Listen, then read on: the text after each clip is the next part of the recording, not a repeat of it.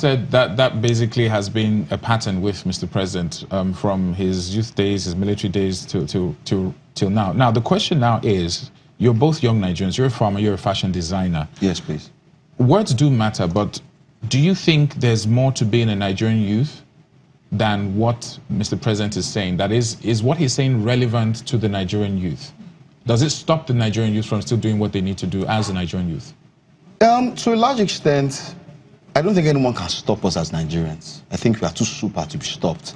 It takes superhuman beings to even be living in this country in the first place. Very, very super. I have my clients when they call me from abroad. One just even came of recent. When he came in to do his fittings, because, you know, I have clients that talk to me without even meeting me because they see my work and they will live wherever they are and want to wear Nigerian because they're Nigerian. You know what he told me? He said he's surprised that we are surviving in this country. He said he's surprised that we'd rather live in the cold than live in this country. The guy came in from Canada. What's your take on this, Leonard? No, I mean, you see, Nigerians have always been ahead of Nigerian government.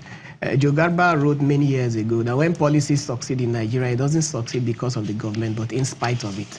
So we've always, on our own, been entrepreneurial. We've always taken the government. In my business, for example, government is identified as a risk, not a facilitator.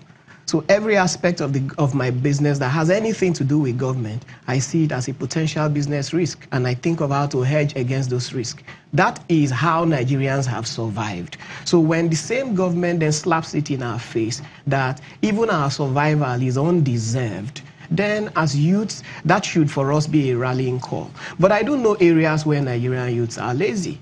In terms of participation in politics, in terms of being able to influence the decisions of the day, determining who leads us, who qualifies to lead us primarily. That's actually where I was heading to, because those are the areas where we haven't done enough and probably deserve to be called lazy. But the president isn't even talking about that at all. He's talking about areas of welfare and infrastructure and the areas that countries where human beings are treated as human beings have moved way ahead of that. Right. This is the frustration, really.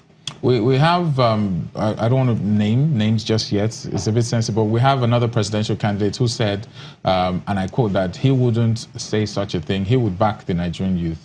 Well, let me just paraphrase what he was saying. A lot of people are riding on this statement made by Mr. President to garner and get the Nigerian youth on their side.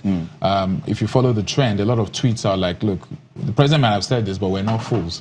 How wise do you think the average Nigerian youth is in terms of 2019 and determining who will be right to sit in that office?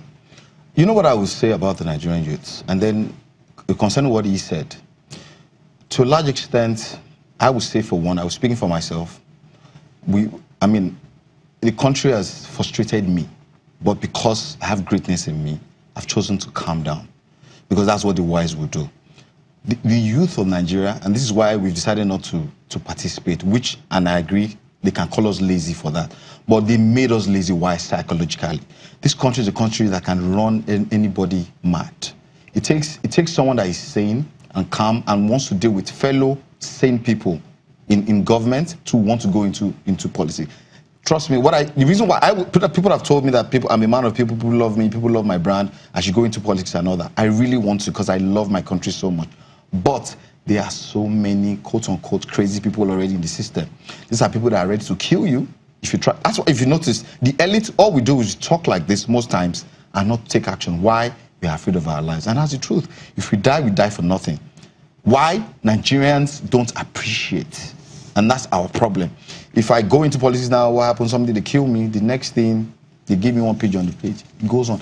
Like he said, and I really appreciated what he said, if we can all come together and ready to shed our blood.